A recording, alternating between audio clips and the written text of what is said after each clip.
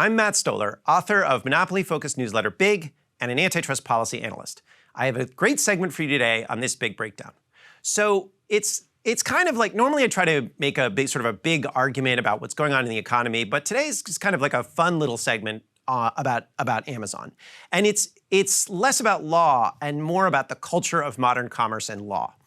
Okay, so take it from the top. A lot of the big executives at Amazon have left since Jeff Bezos, who was the founder, stepped down as CEO of Amazon last year. So their top lobbyist, Jay Carney, the head of their retail division, Dave Clark, Dave Bozeman, who's the vice president of Amazon Transportation Services, and so on and so forth. So it's like a lot of the top guys and then the sort of their subordinates have gone to other places because Amazon's a giant company that's maybe not as fun to be at anymore. Now, it's always interesting to keep an eye on Amazon's internal personnel moves because they speak to the general culture of what is the pace-setting firm in American retail and commerce. Like, everybody copies Amazon. So, for example, when Jay Carney joined Amazon in 2015 after serving as White House press secretary, it spoke to the close relationship that big tech monopolies had with the Obama administration and Democrats generally. It's not surprising that Bezos has subsequently given $100 million to Obama's presidential library. That relationship has turned around, but at the time, that was kind of what Jay Carney's move to Amazon said. Now, this latest slate of departures, of course, means that there will also be promotions because people have to take the place of those who are leaving. And a contact pointed out to me that last week, Amazon shuffled its management teams across its warehouse divisions. Actually, it was 2 weeks ago. And it revealed that Amazon had promoted the company's head of loss prevention in the Americas, loss prevention being stopping people from stealing stuff. Dana Howard is her name. She was promoted to be the head of training for all warehouse workers in North America. Now, what's interesting about Howard is that she's a former analyst at a private prison company. That's where she kind of got her start as a career. Now, nothing wrong with hiring her, of course, for many different security positions.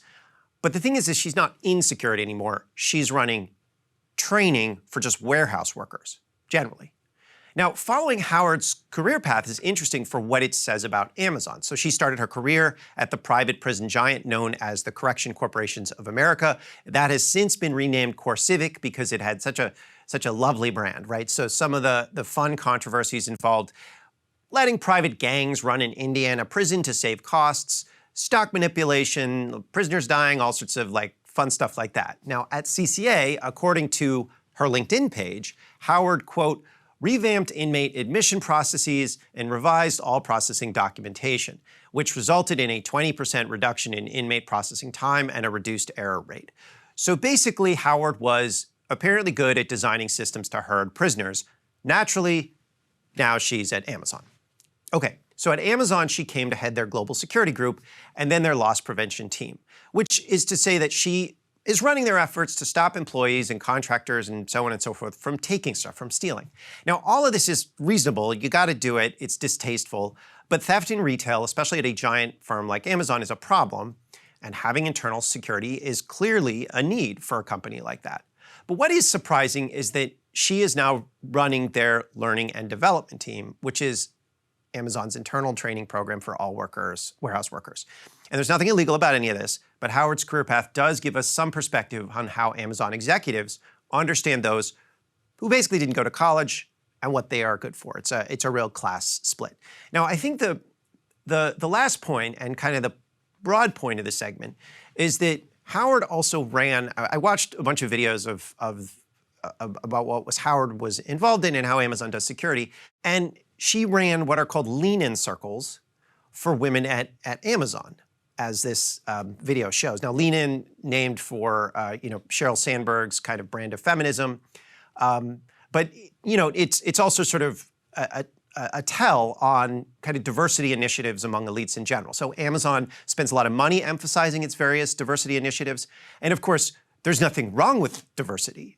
Generally speaking, I admire it. I mean, I am a left-wing Democrat. And I think that diversity is really critical for tolerating it and encouraging it and fostering it. This is really important for America, for making it a place that all of us can work in, that all of us can feel comfortable in. It's always been a strength of our country. But there's also something really cynical happening in corporate America And Howard is a good example, an illustration of the contradiction. Nothing personal about her. I'm sure she's very good at her job. But what she does and how she thinks about the world and how Amazon thinks about the world is a good illustration of the contradiction. So you have someone who started her career as a private jailer and then moved to stopping theft and then capped that by training warehouse workers in general. And of course, as we've seen, Amazon focuses aggressively on ensuring that those workers can't unionize. So this dynamic says a lot about how Amazon thinks about power in the workplace, who has it and who doesn't. And justice, at least for people like Howard, for the top tier at Amazon, has nothing to do with the warehouse workers being trained by someone like Howard, but has to do whether the jailers themselves are sufficiently diverse. It's diversity for elites in a system where the rabble have no power.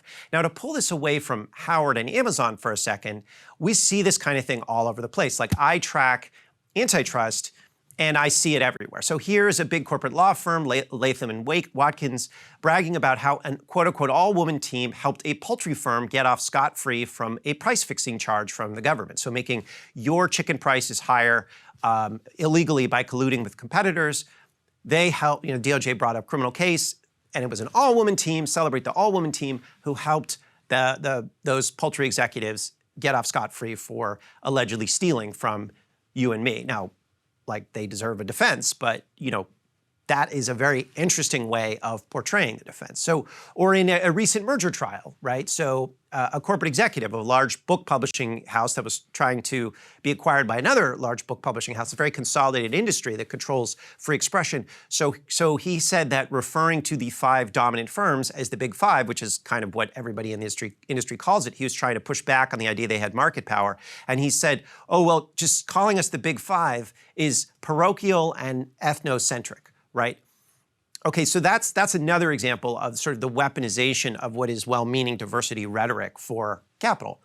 Okay, so I'm a left-wing populist, and I'm not arguing against diversity. There's obvious racial and gender disparities in America. But diversifying the elites without changing the ultimate power structure is not about redressing those. It's about creating an aristocracy. It lets our elites tell themselves a story in which they are the heroes, even as they act as jailers or bullies or union busters. And this messed up vision of justice even gets into policy discourse. So here's a clip of a hearing last week of 2 of corporate power's key foes in government. So this is left-wing antitrust enforcer Lina Khan, who runs the Federal Trade Commission, and right-wing Senator Josh Hawley, who is an anti-monopolist. Now, they are doing something very unusual, which is agreeing across party lines that diversity in environmental, social, and corporate governance choices do not justify the consolidation of corporate power.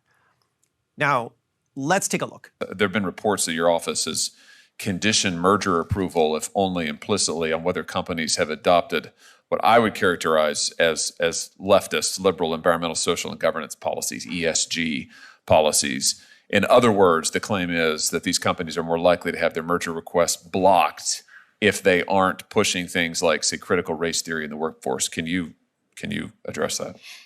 That's incorrect. Candidly, something that we do see sometimes is firms come to us and say, hey, we're proposing this merger. We know you'll probably identify it as unlawful, but we'll make all of these ESG commitments, and you should take those as a reason to bless the merger.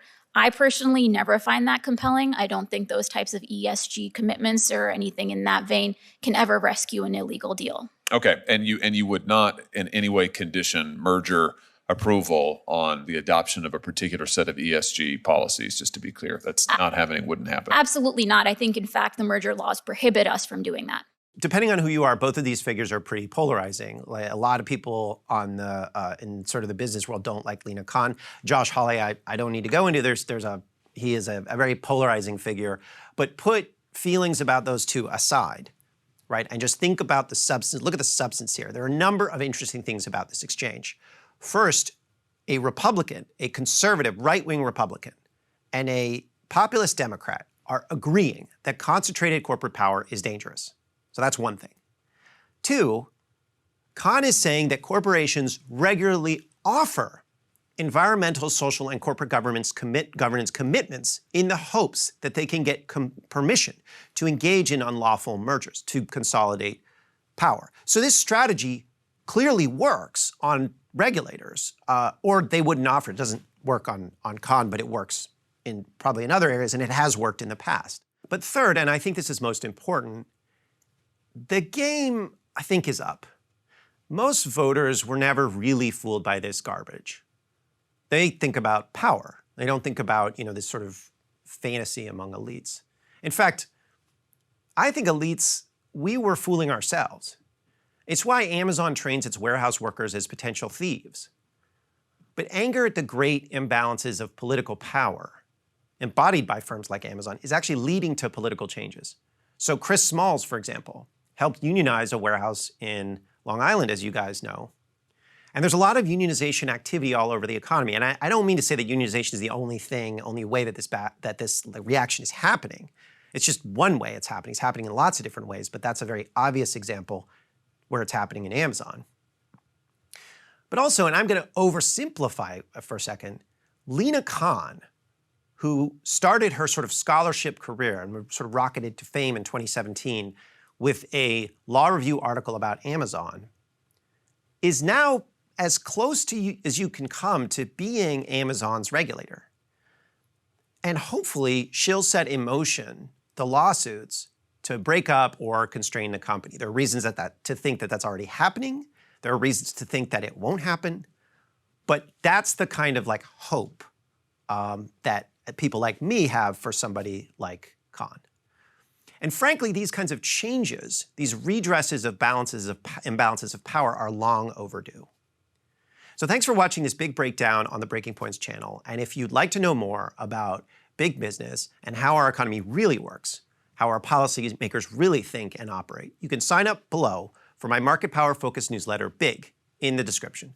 Thanks and have a good one.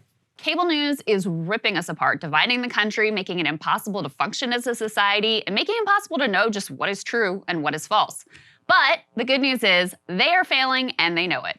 That is why we're building something new, a new mainstream, a healthier one, something more trustworthy, something that we are going to need in one of the most pivotal times in American history. We are building up here for the midterms, for the upcoming presidential election, but we need your help. So if you can help us out by becoming a premium member today at breakingpoints.com, we're trying to change America for the better and the entire world. So what are you waiting for, guys? Go to breakingpoints.com and sign up and help us build a new mainstream.